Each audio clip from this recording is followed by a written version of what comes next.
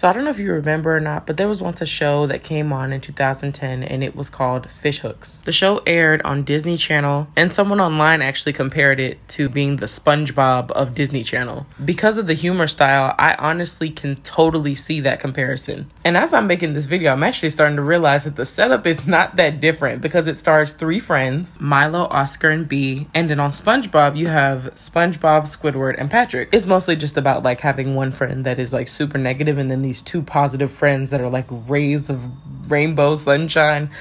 Okay, anyways, back to the show. This show was actually canceled after its 3rd season. The reason it was canceled was actually simply just because Disney was at that time again where they start to cancel shows because those characters are starting to reach the age of that like 4-year stopping point, but they stopped after season 3. This was supposed to be such a sweet video and I'm over here about to tear up, bro. I was such a Hannah Montana fan. I'm talking about everything she did. I had my parents literally buy me like 3 different Hannah Montana wigs, but y'all didn't come here for that, so I'm shut up and let y'all finish the rest of the video. But I just wanted to say my...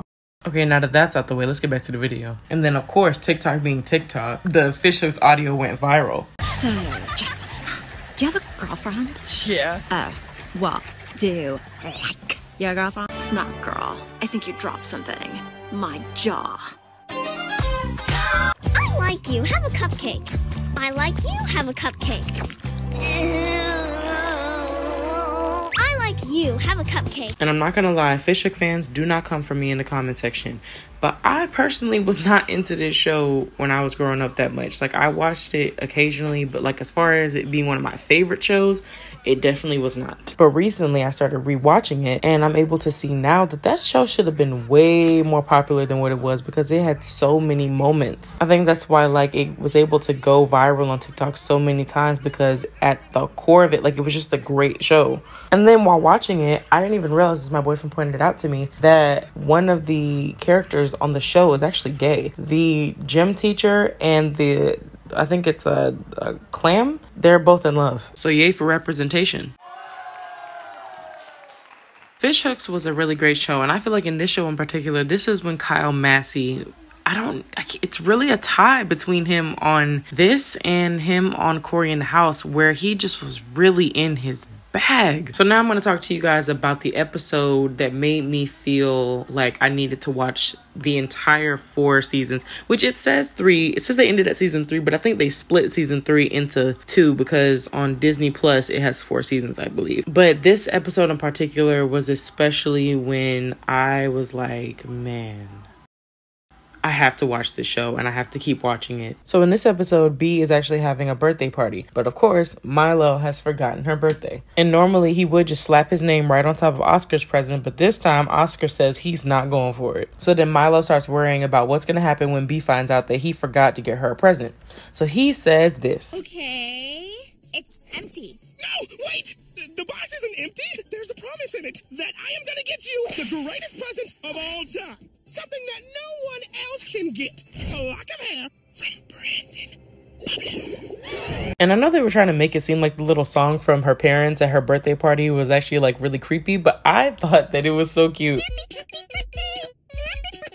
So Milo heads off to pretty much find Brandon Bubbler, and this is what happens. I feel like I'm literally one of the only people who thinks that this was funny. This dude was cracking me up the entire episode.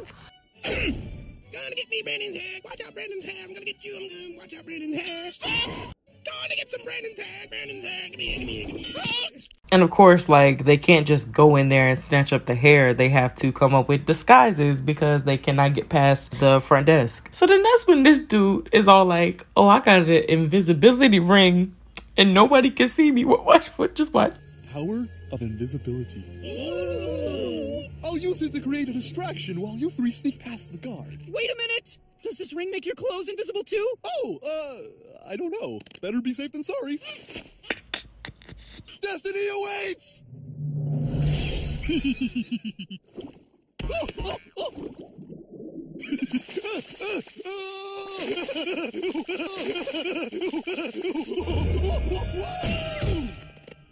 must wield the power to see through invisibility! And this is the part that almost took me out the game. No, Jumbo, it didn't work. We saw you the whole time. Oh, but I want to believe. So they pretty much split up. Milo and Oscar go looking for Brandon Bubbler on one floor, and then they go looking, and then they stop at this lady's door. And she's older, and I guess she's like seriously convinced that they're really maids, and so she makes them clean up her bathroom, and then they go to the toilet. What is that smell?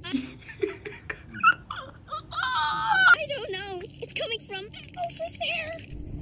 Oh, how could something so evil come out of such a sweet old woman? Milo and Oscar are still upstairs looking for Brandon Bubbler, and they cannot find him. So they stumble upon their teacher, who tells them that he's probably on the top floor. And just as they are finally getting to this boy's room, then Milo does this.